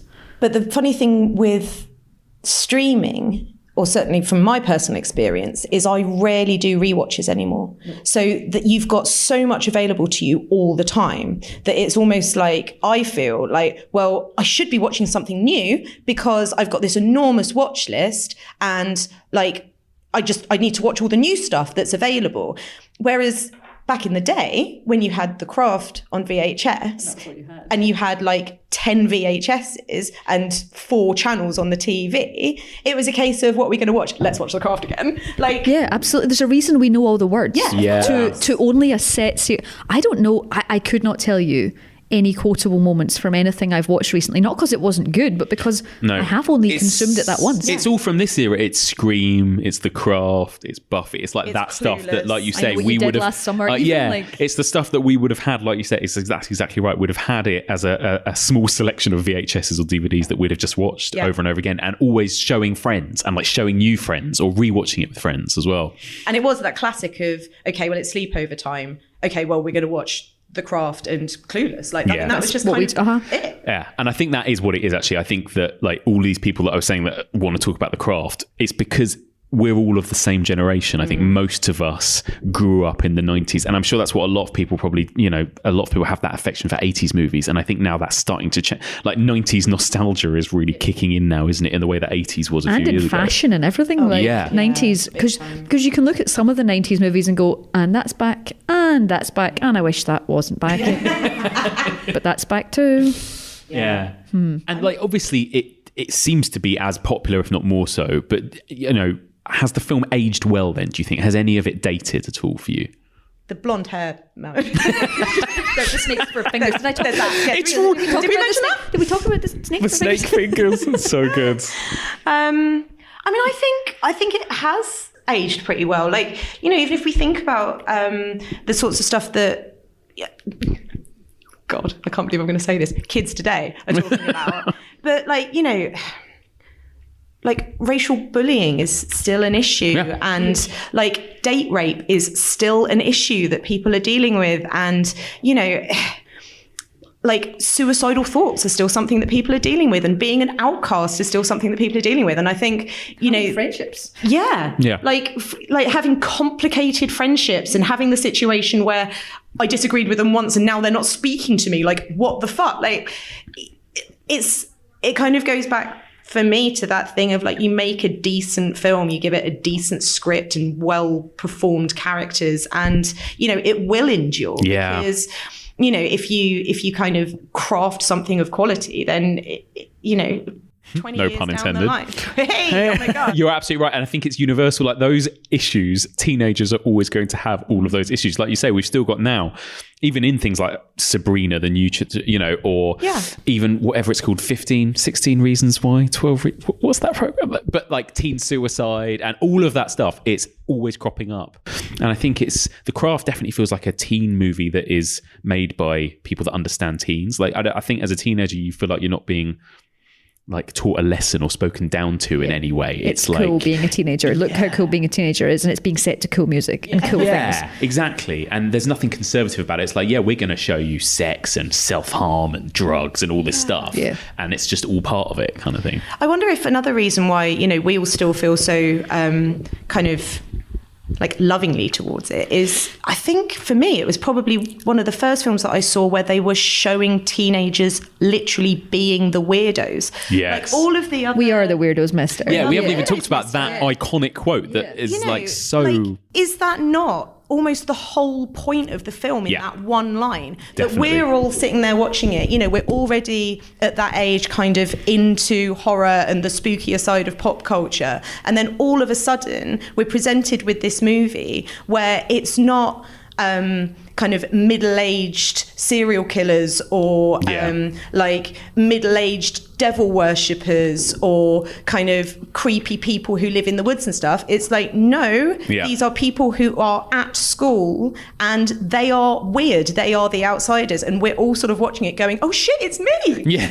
It's the anti-Clueless, because as much as you'd enjoyed Clueless, and although the message by the end of Clueless is it's okay to be an outcast and you can love a skater called Travis, like, and then fall in love with your stepbrother. I mean, the messages are a bit off, but it's that exact thing of seeing yourself somewhere and not having to be like, look how popular I am. Yes. It's look how not popular I am, but I can still be cool and have friends. Yes. It was like, if you were a little bit alternative as a teenager, this could be the teen movie that you got behind, maybe over something like Clueless, exactly. Or some of the big 80s ones like The Breakfast Club or whatever. It's like there was something a little bit more edgy and modern, I suppose. Yeah. I want to point out the fact that Sarah is on the phone on her porch talking to Skeet Ulrich, and he says, you look kind of down, and she says, how do you know what I look like? We're talking on the phone. Mm-hmm. And then, like, a couple of years later, Neve Campbell has a very... Oh, no, sorry, not Neve Campbell. Drew Barrymore has a very similar conversation. Oh, Neve Campbell does too, doesn't she? But the actual, can you see me right now? I want to see. Yeah, I want to see what your insides. Yep. Oh my God. That's interesting. That's weird. It will always be part of my holy trinity of films of Neve Campbell, The Craft, Scream, and then Wild Things. What a collection. What a trilogy. I can't. Mike's night in. Yeah. It's my night, exactly. In terms of Rihanna's on holiday, I don't know what I'm watching. In terms of an awakening sexuality, especially on my part, 90s movies were quite intense. Yes. And, you know, as we've talked about with The Witches, I mean, that's a problem too. Yeah, Angelica but really, Houston. Very confusing feelings about Angelica Houston. It's like, does everyone feel like this about Neve Campbell? Maybe not. Homeroom starts at 8:45 sharp. Sorry, my pedicure ran late. Funny. Wow. Holy shit. Hey, buddy. How's it going? Yeah, how's it going, Bonnie? My God. Amazing. Guys, thank you so much. This has been Thank so you much for fun. having Where can people find you both? Louise, where can they find you out there on the web? You can find me on Twitter at shiny_demon because I can't change back to... I also own my name. Here's some trivia. I own Louise Blain, at Louise Blain. What? I started it clearly when Twitter started, and then 2 years later I set up the Shiny Demon, and now I have a blue tick, which is ludicrous, next to Shiny Demon, and not Louise Blain. You lose the blue tick. So I only have about 6 followers. So please find me. Please find me at shiny_demon. And is it a Tenacious D reference? Mm-hmm. Okay, great. In the middle of the road. I'm so sorry. Never apologise for a Tenacious D reference. Becky, what about you? I'm also on Twitter, Bunny Darke. Thank you very much. A big thank you there to the brilliant Louise Blain and Becky Darke. What a joy it was to sit down with those guys and discuss that film. So, from the sublime to the slightly more ridiculous, it's time for our Idle Hands discussion. Joining me to discuss all things Idle Hands, he is an actor of stage and screen. He's been on the podcast a whole bunch of times. I believe he was last here discussing Death Becomes Her on our zombie series, and he's back. Stevie Webb, welcome back. I'm back. Hello. How have you been? Excellent. Good. How are you? I am very good. I'm very good. I'm very excited to talk about this film this week because we'll get into it in a minute. But Idle Hands, we were both fans of it back in the day, right? So we were both quite excited to revisit this and discuss it. We were like, yeah, Idle Hands, excellent. So we'll get to that. First of all, let me ask you a little bit about witches and devils in movies. Does this sort of stuff scare you in horror? Well, it's probably my favourite subgenre. More the witchy stuff than the devil and more, the Rosemary's Baby stuff. Yes. But the witches and the covens and shit like that, I've always fucking loved it. Yeah. And I think I said in my very first episode of this, when we talk about The Woman in Black, that I basically was a witch, or believed I was a witch when I was a kid. I love it. That's great. So, because, witches can be anything from sort of romantic characters to very empowering heroes to terrifying monsters like in The Witch or something. Yeah, exactly. Hags exactly. Or also they could be like the Love Witch, that film. Exactly. Seductresses, sirens. Do you have a favourite witch movie? Yes. I think you've just talked about it. The Craft. Yeah, of course. Oh, of course. It is wonderful. And we've just talked about it, obviously, but I'd love to know your thoughts on The Craft. Why is it that it's your favourite? Why is it that everyone loves The Craft as much as they do? Because I think it flips the roles a bit of the teen 90s wave, where it's four formidable women. Yes. And they're witches, not bitches.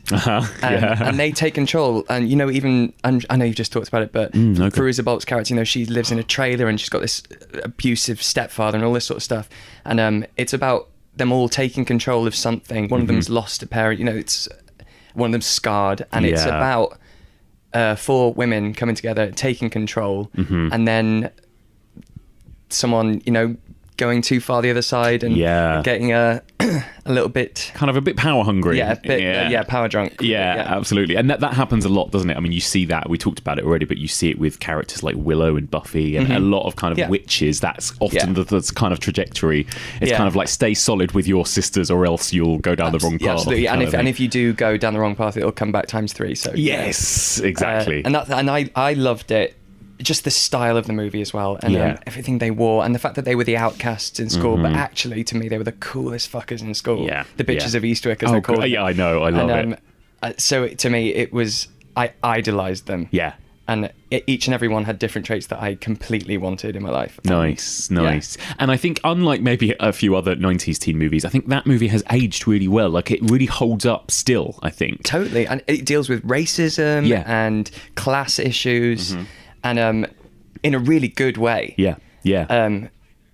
By responding to it in the right way, and it really does hold up. And I think I've seen it over 30 times. I could probably recite the entire film to you. I love it. I know the soundtrack off by heart. It's just. Did you, like us, have trouble knowing whether it was pronounced Manon, Menol, Menar. Well, Manar. yeah, because Firuza Balk's voice is bizarre. Yeah. It's the trees, it's the ground, it's the rocks, it's the moon, it's everything. So she sounds different every time she says it. She goes, it's Manon, you know, and Menon, well, yeah. And actually, I think just on Twitter recently, Becky typed it, and I was like, is that Menon? what it is? Yeah, I know. Yeah, crazy.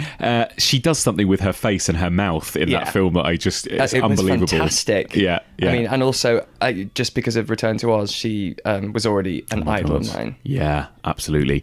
I love it. So, anyway, that's not what we're here to talk about. No, that movie, interestingly though, it was the beginning stage of this new wave of 90s. I mean, this came out a few months before Scream. Exactly, yeah. You know, this was Skeet Ulrich and Nev Campbell before Scream, and then we got Scream, and then obviously we got this wave. Now, I can't remember whether we talked about this on the podcast or off, but you just tell me again about, like, are you a fan of that kind of era of horror, I suppose? Because I know a lot of fans of 80s horror and slightly older fans don't look upon this era kindly, as like, they sort of see it as a bit of a low point in horror. These kind of like teen, glossy, polished 90s horrors. But what do you think of them? Yeah, I'm obsessed because it's obviously, these were coming out as I was growing up, but the films I raised myself on had come out before I was born. So the quite tacky, awful 80s horrors. Like my favourite witch films are actually the really bad ones from the 80s, like satanic films and stuff like that, Night of the Demons. And there's even a series of films called Witchcraft. There's, I think, 8 of them, and it's basically softcore porn. Right, but excellent. It's tacky, witchy horror. Yeah. And so I was watching those, and they'd already been made when I was 9 or 10. And then suddenly this resurgence came of these films that were coming out as I was in school, and so couldn't wait to see the next one. And we know what came out, all that wave. But I was totally into it, and I think you can love both.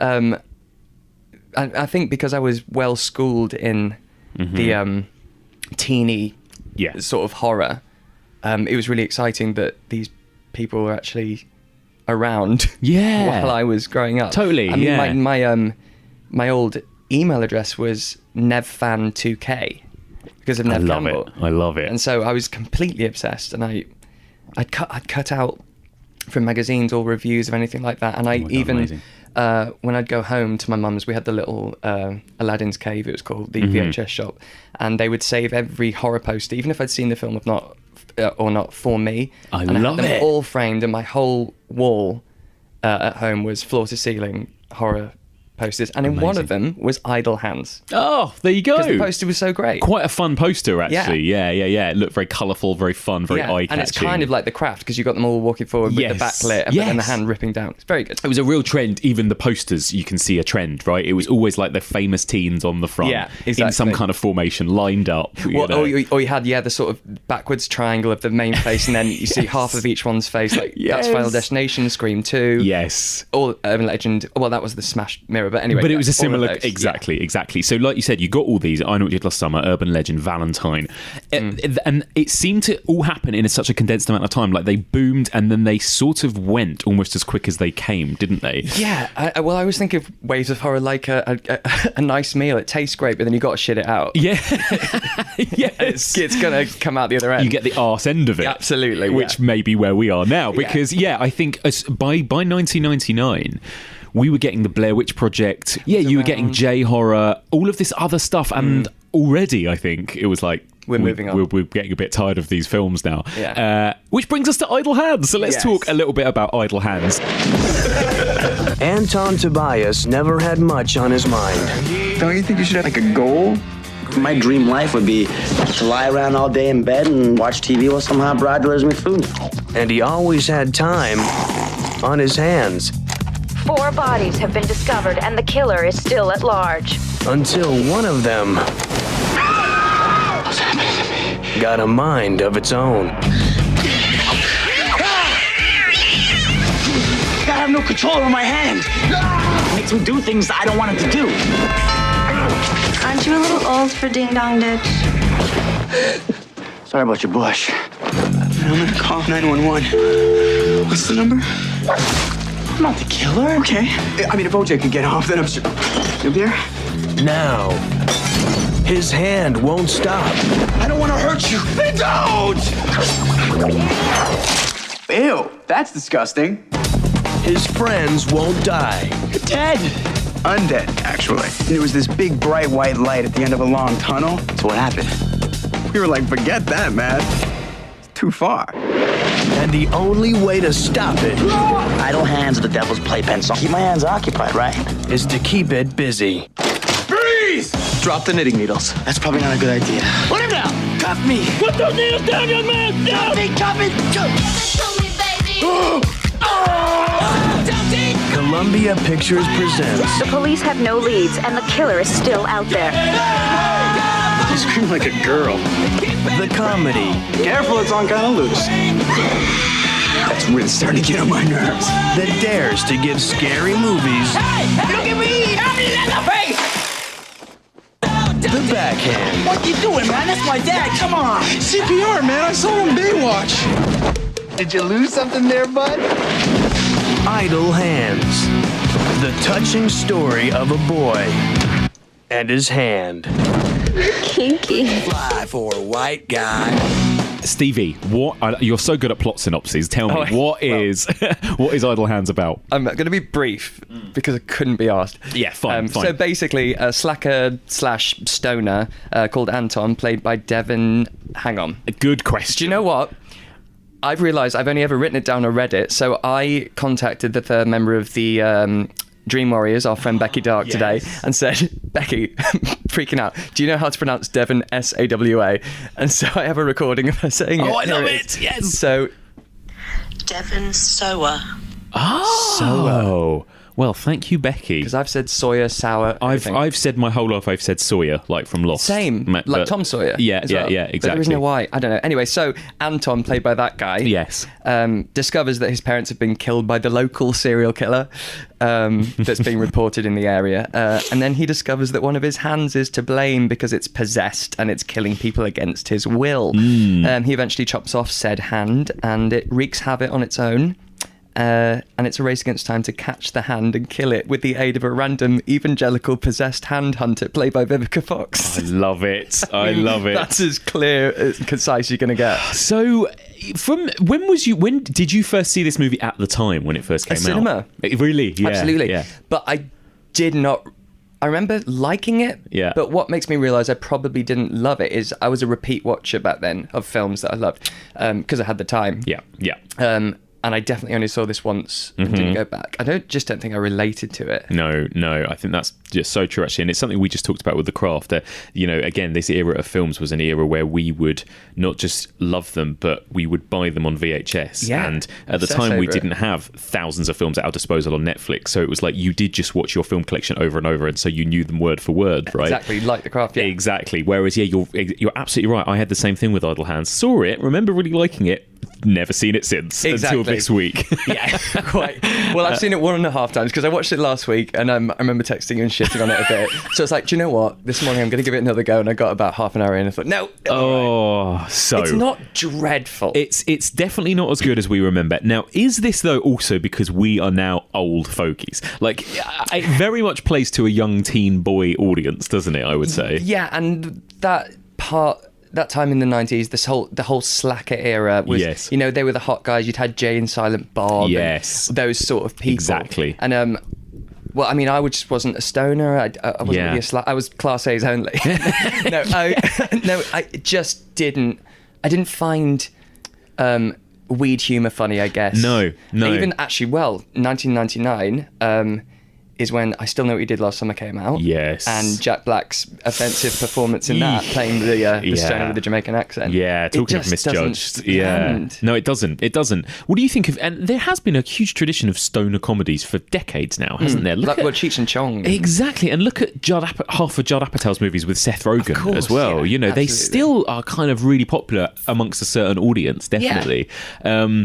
But yeah, I think that's right. If that's not your sort of thing and your sort of humour, a lot of these films, they just seem kind of stupid and annoying. Yeah, it is. It's lame, as a stoner would say. Yeah, exactly. And also, I think with horror, I think the way drug-fueled horror has come on, it's just like, in comparison to, say, Climax or something like that. Oh my God. Just like, it's just exactly. Give me that any day. Yeah. I'd rather see drugs taken seriously, if you can call that with climax, then absolutely, or bliss or something like that. Yeah, exactly.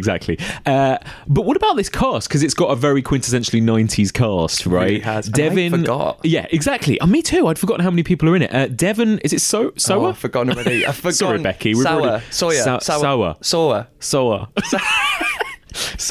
Stupid name. Devin. We'll just call him Devin. Devin, who starred in Final Destination. Yeah, I think that was the year after this. Yeah, that would have been after, because I think it it was 2000. That, yeah. And I mainly remember him as Stan from the Eminem video. Of course. Yeah. I feel like that ended up becoming what he became most famous for. Devin and Dido. Yeah. They were, of course. How do you think he is in this film? Do you think he does a good job? Yeah, I do. I don't think anyone does anything wrong, except the writer, maybe. Yeah. I think it's directed really well. I think it's acted great. I just, when it comes to a possessed hand, I can't help but compare to Bruce Campbell. Oh, yeah. And that is a masterclass in physical comedy and acting. So I just found myself, and it's not Devin's fault. No. But it's... I can't help but compare it. Totally. But I think he does great. Yeah, and it is really hard not to just think it's a bit of a rip-off of Evil Dead 2 at times, isn't it? And I always... There's quite a few things, like there's the whole moment in the gym that's very Carrie-esque, where it locks them in. And I always tread the line going, right, is it a rip-off or is it homage? I can't tell. Absolutely. And again, 90s was rife with this, right? It would often deliberately reference 70s and 80s movies. Yeah. And there are moments in this, in the 90s tradition, where they are actually sat watching horror films. I think there's a moment they're watching Dawn of the Dead or something, aren't they, on TV? Yeah. So I guess it might be deliberate when they reference them, but I don't know. But then, because a lot of the rest of the film just doesn't really work, it makes you just... not sure. Yeah, exactly. So what do you think what is wrong with it in terms of the script? Is it just that it isn't funny enough? Well, it's dated ideals. I mean, Jessica Alba gets assaulted by the possessed hand, and then she turns around and goes, "Ooh, kinky." Yeah. And when he's trying to keep his idle hands busy and he's knitting and he goes, "You look queer." Yeah, that... It just reminds me of, actually, when you watch reruns of Friends, and I'm one of the biggest Friends fans in the world, but the misogyny and homophobia in it is insane when you look back. The kind of gay panic that was in the, like, again, 90s, I don't even think of it as that far away still, but we've come on a long way since then, haven't we? So I think it's a lot of that that just makes you feel, well, it's not good enough to use shit like that. And no. I think even the very last line is something about taking the piss out of a male nurse. I can't remember. Yes, it's like, let's go walk through a nurse, and then they go, be careful, some of them are male. That's it, yeah. And I was like, thank you, 1999, and good night. No. Jeez. Really weird. But actually, I don't think even at the time it was well received, was it? I think even critics at the time knew that this wasn't great. It got pretty bad reviews, didn't it? Yeah, well, I mean, back then I didn't read reviews for films because, well, it didn't really have the access the way we do now. I think I'd have read Empire and that's it. Yeah, exactly. It would be Empire. And that's what I'd cut out everything from. But I did a little Google search. Yes. And it's not... No, it's not good, is it? I think it's got about 10% on Rotten Tomatoes. It's got something about 30% on Metacritic. I mean, it's generally kind of 1 or 2 star reviews almost across the board, which is, again, I kind of...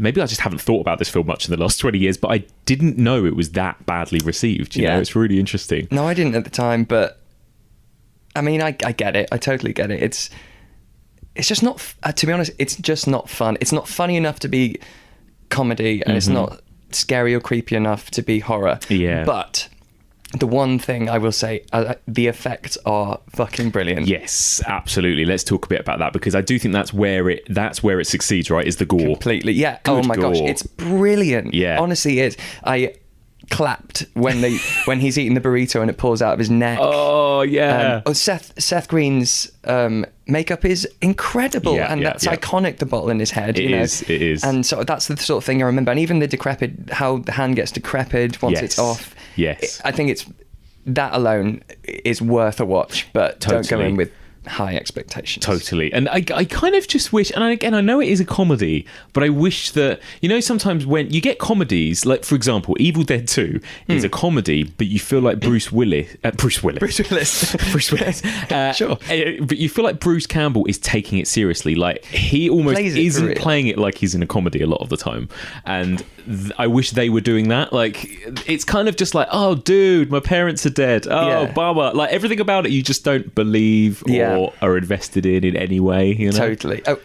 That's just made me think when doesn't he at one point go, all right, chill out, Kevin Costner, and that I was like, wow, that's 1999 for sure, if that's the guy you're referencing. But it's not funny. No. And they're all, as you say, sending it up as it's written, basically. And it is a difficult, and we've talked about this time and time again on this podcast, but it's a really difficult thing to get that tonal balance of comedy and horror right. To have one not tip too far into the other, or to have one cancel out the other. It's about 5 films ever that have done it well. Evil Dead, of course, being one of them. But I'm sure what did we discuss? Death Becomes Real. Oh yeah, absolutely, it does. And my go-to example is always American Werewolf in London, which I think is the quintessential, because it is as terrifying as it is hilarious, kind of thing, in equal measure.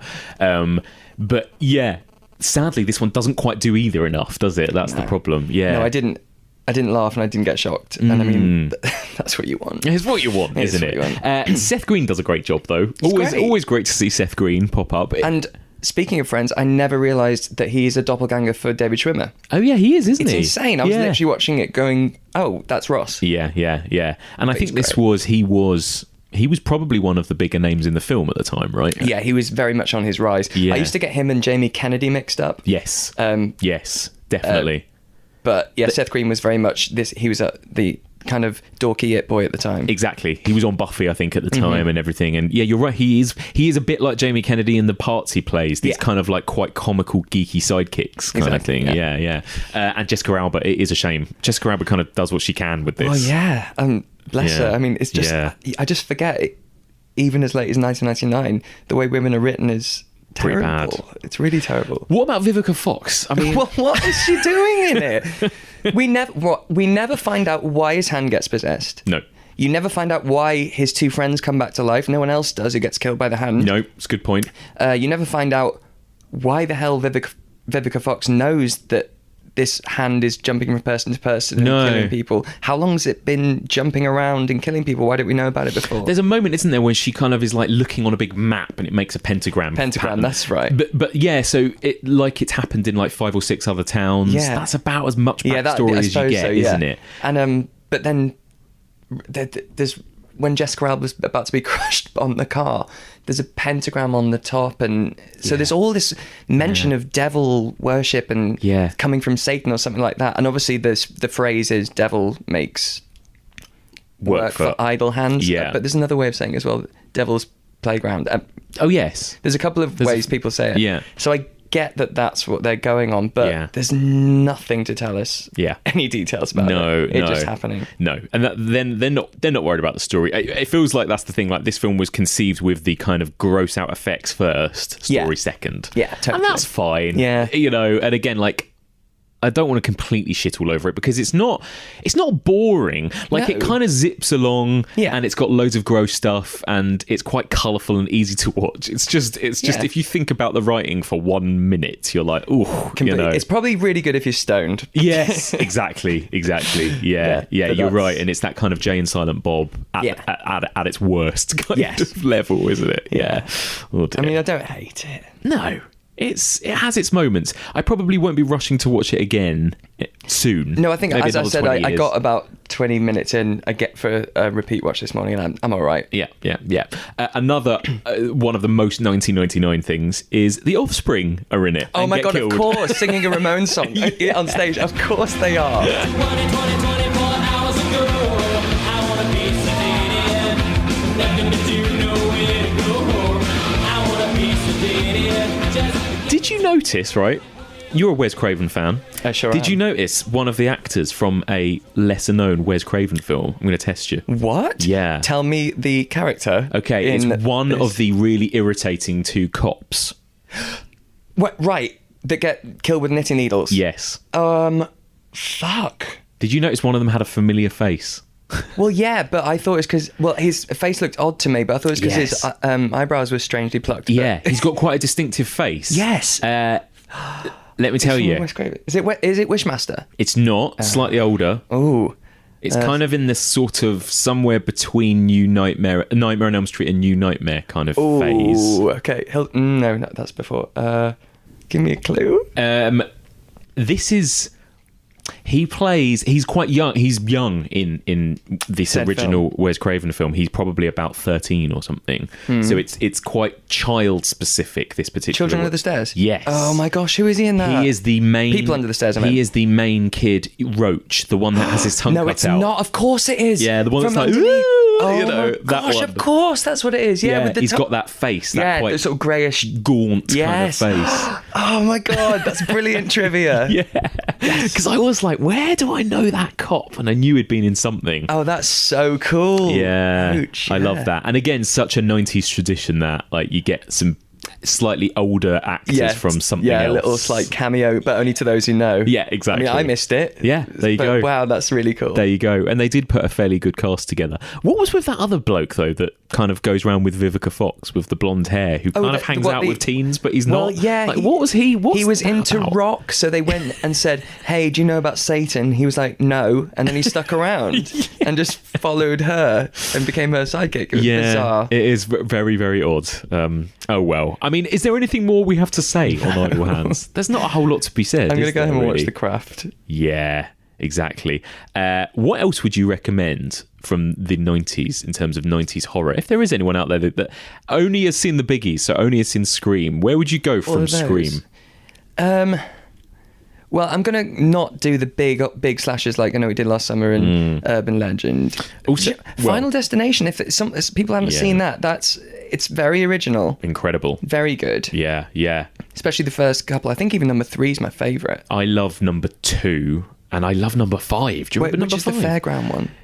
3. Is that 3? Oh, that's the one I like. That's great. What's 5? Is that 5 is the last one, and it's got a really fun ending that kind of loops it back to 1. I don't know if you hang on. It's amazing. Yes, I know. And there is also a moment when a gymnast jumps off. That's the most disgusting death. It's my favourite, but it is so gruesome. It's so good. Off the pole. And, that franchise is almost a cut above, actually, most of those 90s ones. Yeah, it's really so good. It's so good. I like the ghosty remakes. I like House on Haunted Hill. I like 13 Ghosts.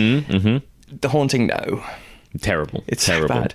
But I also don't think I Know What It Did Last Summer holds up as well as you think. Oh, don't say that. It's pretty you've got that great kind of initial setup. The first 20 minutes are really good. Yeah. And it gets good about an hour later when the deaths start happening. But there is a big chunk in the middle where it's like, what are you waiting for? Literally. Where it's like they're kind of uncovering this kind of bullshit like backstory, and it's a bit boring. And Freddie Prinze Jr. is awful. I know. Absolutely awful. Sarah Michelle Gellar is brilliant, but has the least to do of the four of them. And I think I've seen I Still Know way more. Yeah, that one is better because at least it's got more of a body count in a way. True. It's kind of sillier and it's more slashery. That one takes itself very seriously as like a kind of like emo-y drama for quite a long time. That. Maybe I'll give it a little Urban Legend's great. I think that's my favourite. It's terrible, but it's terrible. brilliant. But at least it kind of, I feel like it knows what it is. Totally, and all the cameos in that are deliberate with Robert Englund, and that is what I think Idle Hands was trying to do. Yes. By having the cop lady, but which is Vivica's kind of character, and mimicking that. But you're right. Yeah.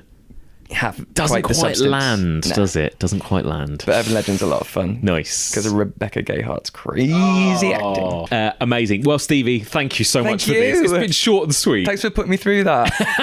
I'm sorry. I'm sorry. Anytime. Come back next friend. Series and we're going to talk about more of a classic. Okay, brilliant. Amazing. Where can people find you out there, Stevie, out there in the world? Find me... I was about to give my home address. Yeah, don't do that. At Mr. Stevie Webb on Instagram and Twitter. Lovely. Thank you very much. Thank you. And that's it for this week. Thank you so much for listening, and a huge thank you to my brilliant guests, Louise, Blain, Becky, Darke, and Stevie Webb. So, what do you think of these movies? Do you love The Craft as much as we all do? And do you want to stick up for Idle Hands? Were we being a bit harsh on it? I'd love to hear your thoughts. Please do get in touch. The email address is evolutionofhorror@gmail.com. You can also find us on Twitter, Facebook, Instagram, and Letterboxd. If you want to discuss these movies and anything else horror related with fellow listeners, then you can simply join the discussion group. That's called the Evolution of Horror Discussion Group, and that can be found on Facebook.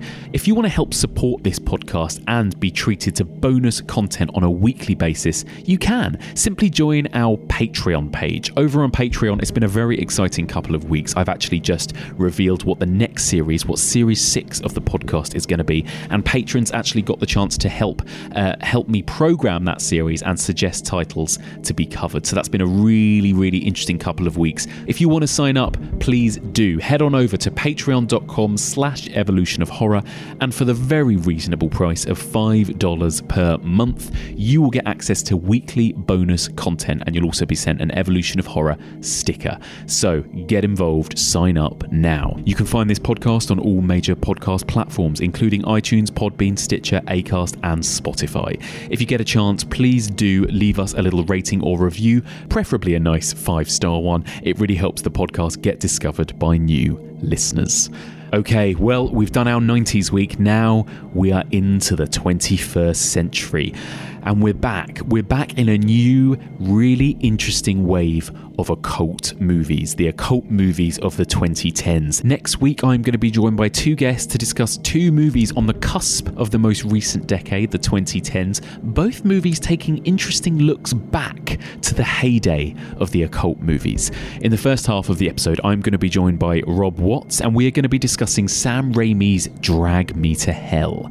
And then in the second half of the episode, I'm going to be joined by filmmaker Kat Davies, and we are going to be discussing Ty West's The House of the Devil from 2010. Cannot wait to join us next week for all of this and more on the Evolution of Horror.